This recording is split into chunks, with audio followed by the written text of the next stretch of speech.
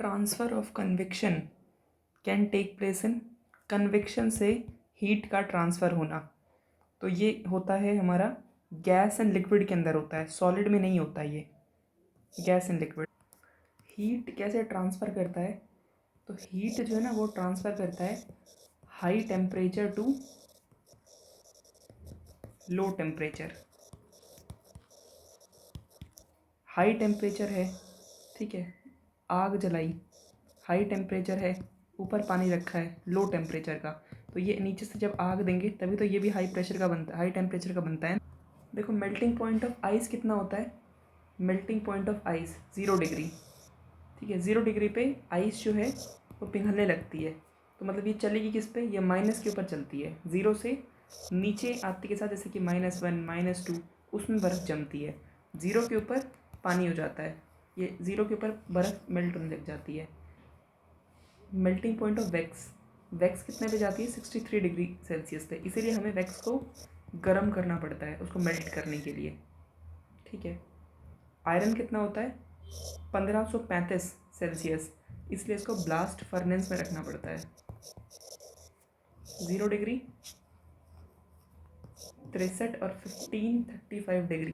देखो मेन बात यह है कि अगर कोई बहुत ज़्यादा देर के अंदर मेल्ट हो रहा है, जैसे कि ये आयरन बहुत मतलब एक हाई, इसको बहुत ज़्यादा हाई मेल्टिंग पॉइंट है ना इसका मतलब ये है कि इसके अंदर फोर्स ऑफ अट्रैक्शन बहुत ज़्यादा हाई है। हाई मेल्टिंग पॉइंट क्या शो करता है कि इसका फोर्स ऑफ अट्रैक्शन बहुत ज़्यादा हाई है। देखो एक बात याद रखनी है कि बॉइलिंग पॉइंट की बात करते हैं तो वाटर का बॉइलिंग पॉइंट कितना होता है? 100 डिग्री। पानी कब उबलने लगता है? 100 डिग्री सेल्सियस पे। 100 डिग्री सेल्सियस आते के साथ पानी उबलने लग जाता है। ओके, ठीक है। अल्कोहल का होता है 78 डिग्री, वाटर से कम है इसका, 78 डिग्री पे उबल जाएगा। और मरकरी होता है 357 डिग्री सेल्सियस, ठीक है। तो अल्कोहल का होता है 78 डिग्री, वाटर 100 डिग्री, मरकरी का होता है 357 डिग्री। हमने ऊपर क्या देखा था? हमने देखा था आइस का, हमने देखा था वैक्स का, हमने देखा था, और हमने देखा था आयरन का। आयरन का कितना था? 1535 मेल्टिंग पॉइंट था, वैक्स का 63 डिग्री सेल्सियस, और आइस का था 0 डिग्री। यहाँ पे अल्कोहल का बॉइलिंग पॉइंट है 78, है ना, 78 रुपये। 78 रुपये में एक अल्कोहल आ सकती है, आ जाएगी 78 रुपये की। कोई बॉटल आती होगी। वाटर का हमें पता ही है 100 डिग्री सेल्सियस है। मरकरी का जो है ना वाटर से ज़्यादा है, 300 350 पे मरकरी उबलती है, 350 के लगभग मरकरी उबलती है। कंडेंसेशन क्या होता है? कंडेंसेशन के अंदर जैसे कि हमने देखा हुआ है, ये हमने कोई बर्तन पतीला रखा हुआ है गैस के ऊपर, ये पतीला रखा हुआ है, ठीक है। इसमें क्या होता है? इसके ऊपर जो प्लेट रखी हुई है उसके ऊपर पानी जम जाता है, ठीक है। तो ये क्या होता है? इसके अंदर हम लोग गैस से लिक्विड के अंदर कन्वर्ट होता है, और एक कंट्रास्ट फिनोमिना है वेपराइजेशन का। देखो पहले क्या है, ये वेपराइजेशन का उल्टा है। पहले वेपर बन रही थी, वेपर बन के उड़ रही थी, ठीक है। अब एकदम से प्लेट के ऊपर क्या हुआ, यहाँ पे ये वेपर से दोबारा लिक्विड बन गया है, यानी ये गैस से अगेन लिक्विड बन गया है। इसको हम लोग बोलते हैं contrast phenomena of vaporisation. Freezing क्या होता है? फ्रीजिंग जो है वो कॉन्ट्रास्ट ऑफ मेल्टिंग है। मेल्टिंग का कॉन्ट्रास्ट होता है कैसे? एक चीज़ है जो सॉलिड से लिक्विड के अंदर कन्वर्ट हो रही है, ठीक है, ये मेल्ट हो रही है। अब यहाँ पे क्या हो रहा है? ये लिक्विड से दोबारा इसको सॉलिड बनाया जा रहा है, ठीक है। इसमें क्या होता है? Liquid turns into solid when the temperature is below its freezing point, और on cooling a liquid a temperature which is, ठीक है। फ्रीजिंग पॉइंट वाटर का कितना होता है? 0 degree Celsius. Freezing point of water है, वाटर का फ्रीजिंग पॉइंट है 0 डिग्री सेल्सियस, ठीक है। Freezing point of liquid and melting point of solid is same. Freezing point of liquid and melting point of solid is same. For example, the water freeze at 0 degree Celsius and the ice melt at 0 degree Celsius. Both points are same. किसी freezing point of liquid पानी जो है वो freeze हो रहा है,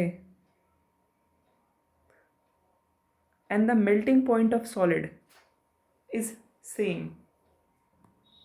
किसी भी लिक्विड का, ठीक है, फ्रीजिंग पॉइंट और मेल्टिंग पॉइंट जो है वो सेम होता है, ठीक है।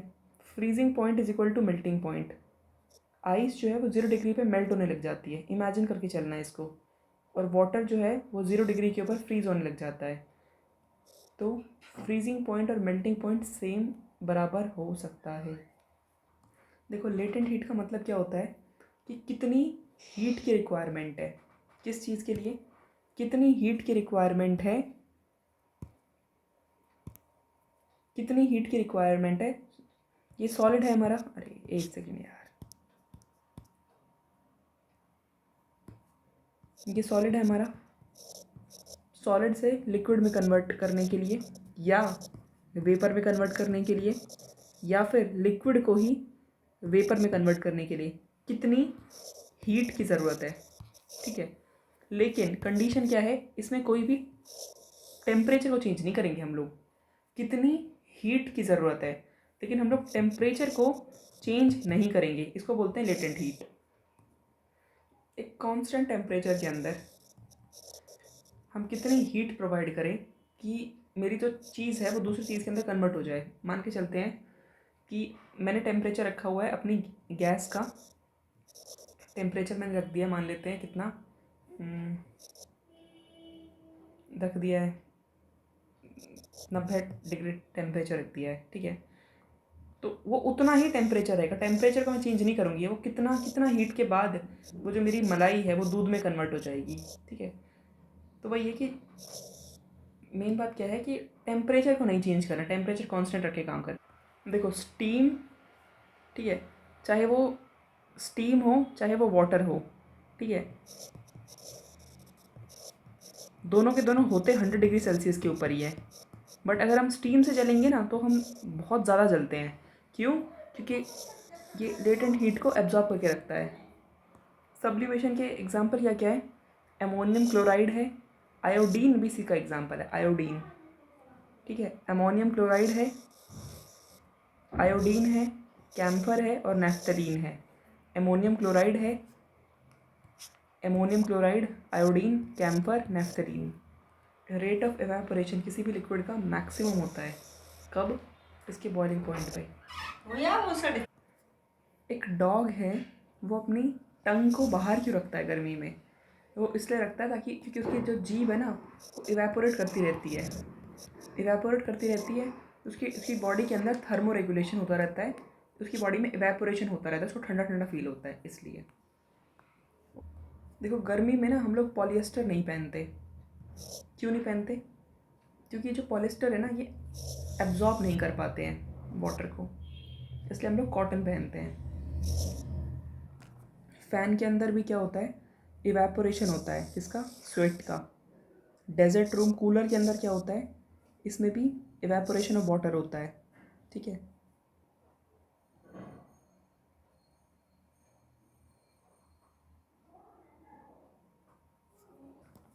इवेपोरेशन ये डेजर्ट रूम कूलर कब करता है?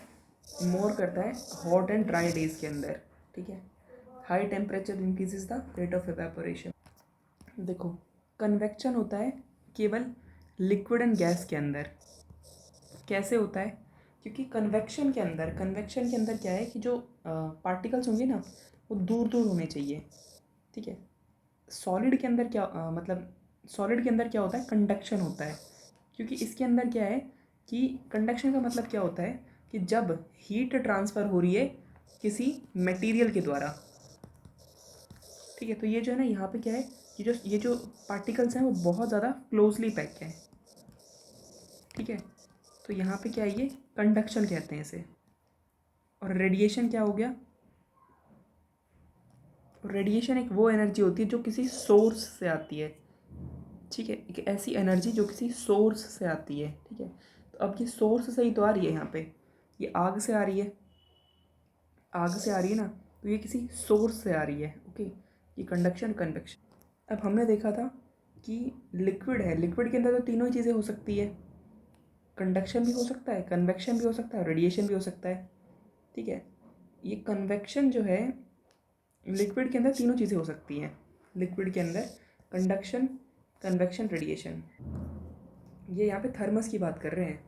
थर्मस में क्या है ना, थर्मस में जैसे कि ये हमारा मटेरियल है। ठीक है, तो यहाँ पे क्या है, ये हो गया हमारा कंडक्शन का काम करेगा मटेरियल। मटेरियल यहाँ पे कंडक्शन का काम करेगा कि वो बाहर नहीं जाने देगा। ठीक है, और अंदर जो है हमने गर्म डाल दिया तो फिर बस वो अंदर ही अंदर रह जाएगा।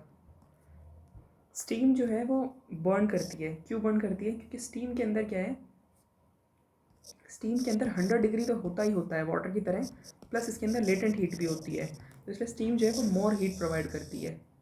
और इसके अंदर लेटेंट हीट कितनी होती है स्टीम के अंदर? 540 कैलोरी। तो 100 डिग्री तो है हमारी वो, प्लस 540 कैलोरी जो है ना, ये ज़्यादा भयानक जलाती है। तो सोचो कितना ज़्यादा कितना ज़्यादा है, 540 कैलोरी इसमें एक्स्ट्रा होती है, 540 कैलोरी। कह रहे हैं कि हमें क्या करना है, इसके अंदर आइस को हमें स्टीम बनाना है।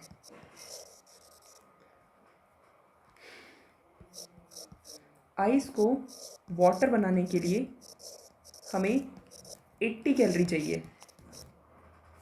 वाटर को उबालने के लिए, वेपर बनाने के लिए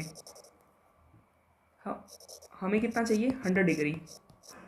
और स्टीम का कितना होता है? 540 कैलोरी।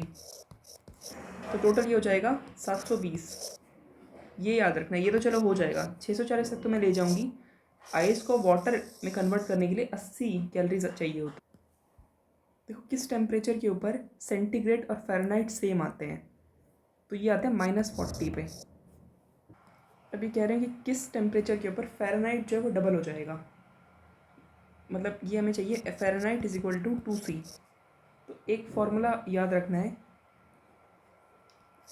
फार्मूला क्या है? C - 0/100 = F - 32/100। ठीक है, तो कितना हो जाएगा भाई? तो ये हो जाएगा 100C = 100F - 32।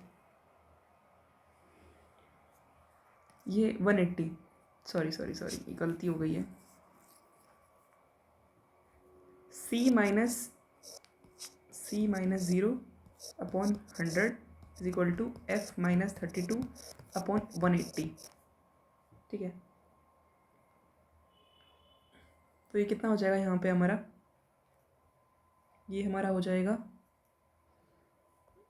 180C = 100F - 32 × 100 3200।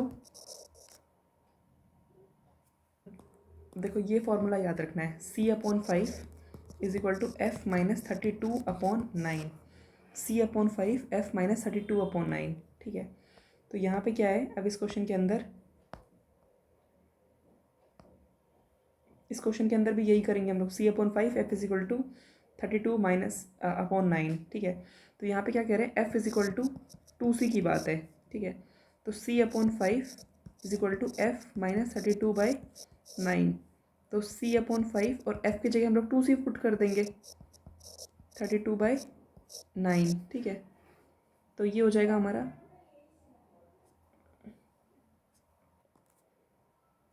9C = 10C - 32। ठीक है,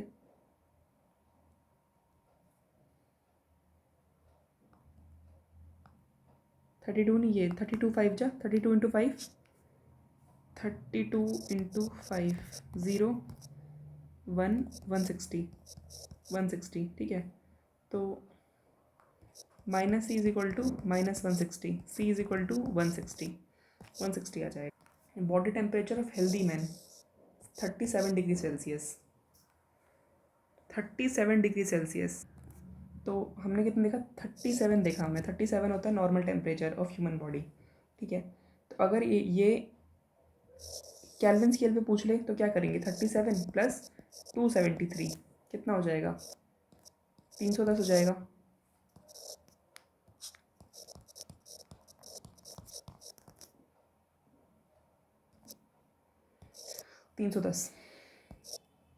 और ये फ़ारेनहाइट में कितना होता है? ह्यूमन बॉडी का टेम्परेचर अगर हम बात करते हैं, अगर हम बोलते हैं सेल्सियस के अंदर, तो 37 होता है। अगर हम बोलते हैं केल्विन में तो 310 होता है, और फ़ारेनहाइट में होता है 98.4। और ये देखो इसमें क्लोज कर देंगे, 36.9 कर देंगे। किसके अंदर नेगेटिव वैल्यू नहीं होती? नेगेटिव वैल्यू किसके अंदर नहीं होती, केल्विन के अंदर। केल्विन केल्विन हमें क्या रिप्रेजेंट करता है, केल्विन काइनेटिक एनर्जी को रिप्रेजेंट करता है। अगर कहीं पे लिख दिया जाए कि जो केल्विन है वो ज़ीरो हो चुका है, एब्सोल्यूट ज़ीरो हो गया है, मतलब क्या है कि वो जो चीज़ है वो घूम ही नहीं रही है ना, वो मूव नहीं कर रही है, मतलब it has no kinetic energy.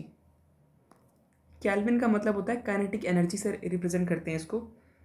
तो अगर कहीं पे आ जाता है एब्सोल्यूट ज़ीरो, मतलब उसके अंदर फिर चीज़ घूम ही नहीं रही है, it has no kinetic energy.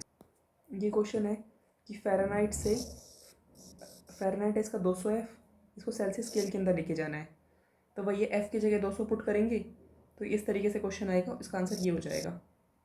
देखो कह रहे हैं कि इस क्वेश्चन के अंदर let the average temperature in centigrade Fahrenheit, ठीक है, कितना सेंटीग्रेड को बोल रखा है कि सी जो है ना वो सी ये है और एफ़ जो है ना वो एफ़ ये है। फॉर्मूला क्या होता है, अब ये सब दे रखा है, ठीक है, कुछ नहीं करना है, सिंपल एफ़ है ना, एफ़ के ऊपर ये लगा दो, सी के ऊपर ये लगा दो, ये हो जाएगा इसका सिंपल क्वेश्चन, सिंपल। हम लोग ठंडे प्रदेश के अंदर, हम लोग थर्मोमीटर के अंदर, हम लोग कोल्ड कंट्री के अंदर ना हम लोग मरकरी यूज़ नहीं करते, हम क्या यूज़ करते हैं, अल्कोहल यूज़ करते हैं बुखार नापने के लिए, ठीक है। क्या बोला मैंने, बुखार नापने के लिए ठंड में बुखार को नापने के लिए भी अल्कोहल यूज़ करते हैं। क्यों, क्योंकि अल्कोहल का लो फ्रीजिंग पॉइंट है ताकि वो जमे ना। देखो एंटी फ्रीज़ के लिए हम लोग क्या यूज़ करते हैं, ऑटोमोबाइल इंजन के अंदर एंटी फ्रीज़ के लिए हम लोग इथाइल ग्लाइकोल यूज़ करते हैं, इथाइलिन ग्लाइकोल यूज़ करते हैं। Anti freeze for automobile engine ethylene glycol. Absolute zero temperature क्या है, एब्सोल्यूट ज़ीरो टेम्परेचर है क्या, ये theoretically the lowest possible temperature है, theoretically the lowest possible temperature, theoretically the lowest possible temperature है। जब भी किसी चीज़ को हम लोग हीट करते हैं तो वो फैलती है, वो फैलती क्यों है, क्योंकि उसकी जो डेंसिटी है वो डिक्रीज हो जाती है। जब आइस मेल्ट होती है, आइस मेल्ट होती है, देखो वैसे क्या होता है कि जब भी हम किसी भी मटेरियल को हम लोग मेल्ट करते हैं तो उसकी वॉल्यूम और उसकी जो डेंसिटी है वो, उसकी डेंसिटी जो है वो डिक्रीज़ होती है। क्या होता है, उसकी डेंसिटी डिक्रीज़ होती है और उसकी वॉल्यूम बढ़ती है। डेंसिटी उसकी डिक्रीज़ होती है, वॉल्यूम उसकी बढ़ती है। लेकिन कुछ ऐसे मटेरियल हैं, जैसे कि इसमें क्या होगा, जब आइस मेल्ट होगी तो इसकी जो वॉल्यूम है ना वो डिक्रीज़ हो जाएगी। ऐसे कुछ मटेरियल जिनकी मेल्ट करने पे जिनकी जो वॉल्यूम है, वॉल्यूम जो है वो सिकुड़ जाती है। आइस को इमेजिन कर, आइस पहले इतनी थी, है ना, अब आइस जब मेल्ट हो रही है, तो पहले अब आइस इतनी रह गई है, इतनी रह गई, इस तरीके से। तो इसमें कौन कौन से मटेरियल जो इसमें, ये कास्ट आयरन में भी ऐसा ही होता है, आइस में, एंटीमनी में, बिस्मुथ में, ब्रास में, चार मटेरियल बताइए ऐसे, 1 2 3 4 5 मटेरियल ऐसे जिसमें जब हम मेल्ट करेंगे तो इसकी जो वॉल्यूम है ना वो डिक्रीज़ होगी। जब हम मेल्ट करेंगे तो इसकी वॉल्यूम जो है वो डिक्रीज़ होगी। कौन कौन से हैं, एक तो है हमारा कास्ट आयरन है, आइस है, एंटीमनी है, बिस्मुथ है और ब्रास है। कास्ट आयरन है, आइस है, एंटीमनी है, बिस्मुथ है और ब्रास है। Cast iron, ice, antimony, bismuth, brass. एक हो गया हमारा एंटीमनी, एंटी मनी की मतलब ये जो है ये एंटी चल रहा है, इसकी वॉल्यूम बढ़नी चाहिए बट इसकी वॉल्यूम घट रही है, तो एक तो एंटी चल रहा है। बी से है बिस्मुथ, बिस्मुथ, फिर है ब्रास, ठीक है, बिस्मुथ है, बिस्मुथ है और ब्रास है। फिर एक है हमारा कास्ट आयरन, कास्ट आयरन और आइस, ठीक है। तो एंटीमनी है, बिस्मुथ है, ब्रास है, कास्ट आयरन है और ब्रास। कास्ट आयरन है, एक मिनट, एंटीमनी है, बिस्मुथ है, ब्रास है, कास्ट आयरन है और आइस है। इसमें कह रहे हैं कि कौन सा स्टेटमेंट सही होगा, कह रहे हैं कि पी जो है वो हमेशा क्यू से वार्मर है। यार पी वार्मर कैसे है, यहाँ पे देखो, यहाँ तक ठीक है, पी जो है, पी का टेम्परेचर कितना है, पी का टेम्परेचर यहाँ पे क्यू का टेम्परेचर मान लेते हैं ये 100 डिग्री पे पहुँच चुका है, ठीक है, ये पहुँच चुका है, लेकिन ये जो है तो ये तो पहले ही पहुँच चुका है ना, और पी अभी पहुँच ही रहा है। तो Q attain 100 degree Celsius faster than P, क्योंकि पहले ही पहुँच के बैठा हुआ है, सिंपल दिख रहा है। थर्मोस्टैट, थर्मोस्टैट क्या काम करता है, थर्मोस्टैट जो है ना वो टेम्परेचर को मेंटेन करता है, थर्मोस्टेट का मतलब क्या है? अरे थर्मस ये हमारी थर्मोस्टेट है, ये टेम्परेचर को रेगुलेट करती है ना, मेंटेन करके रखती है। थर्मोस्टेट किस चीज़ से रिलेटेड है? टेम्परेचर से, टेम्परेचर। और ये क्या करते हैं? थर्मोस्टेट, ये ऑटोमेटिकली रेगुलेट करती है। मेंटेन करना और रेगुलेट करना, क्या? टेम्परेचर को मेंटेन करना, मेज़र नहीं करती है ये, ऑटोमेटिकली रेगुलेट या मेज़र, ठीक है। रेफ्रिजरेटर के अंदर भी क्या होता है? To maintain constant temperature. Food को फ्रिज के अंदर कितना टेम्परेचर चाहिए फूड को फ्रेश रखने के लिए? 4 डिग्री, 4 डिग्री सेल्सियस। देखो फ्रिज जो है ना, फ्रिज वो कभी भी ये जो बैक्टीरिया होते हैं, पैथोजेनिक होते हैं, इनको कभी भी किल नहीं करता है, डिस्ट्रॉय नहीं करता है, मारता नहीं है। वो क्या करता है? सिर्फ उस प्रोसेस को, ग्रोथ ऑफ माइक्रो ऑर्गेनिजम्स की प्रोसेस को स्लो कर देता है। मतलब जो सब्जी जो 2 दिन में सड़ जाएगी, बल्कि मैं कहती हूँ 1 दिन में जो सड़ जाएगी, वो सब्जी फ्रिज में सड़ेगी 4 दिन के अंदर, ठीक है। The lower temperature slows the growth of micro organism already in the form, ठीक है। तो लोअर टेम्परेचर से क्या क्या होता है? 4 डिग्री के ऊपर रहता है ये, और ये स्लो कर देता है ग्रोथ ऑफ माइक्रो ऑर्गेनिज्म की ग्रोथ जो है स्लो कर देता है। Some bacteria grow most rapidly in the range of temperature between 40 degree and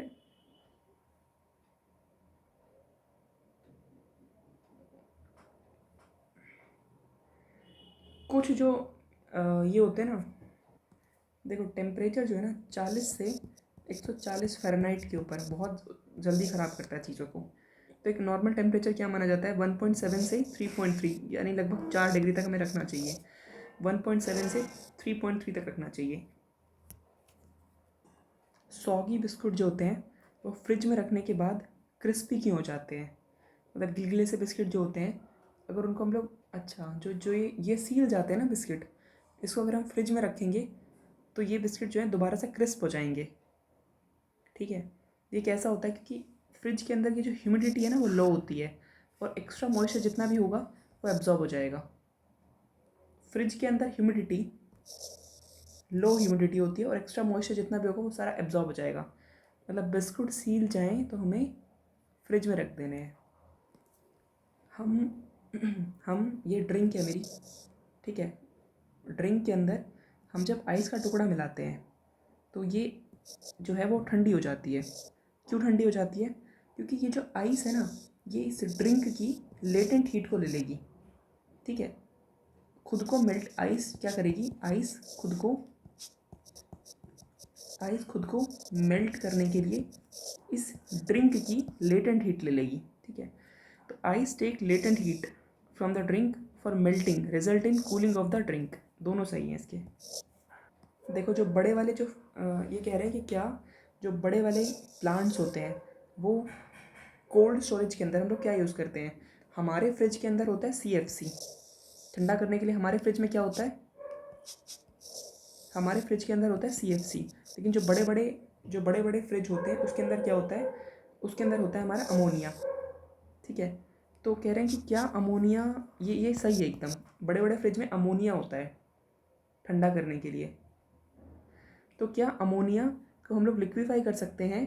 तो ये कह रहा है कि क्या अमोनिया को हम लोग लिक्विफाई कर सकते हैं एट लो प्रेशर?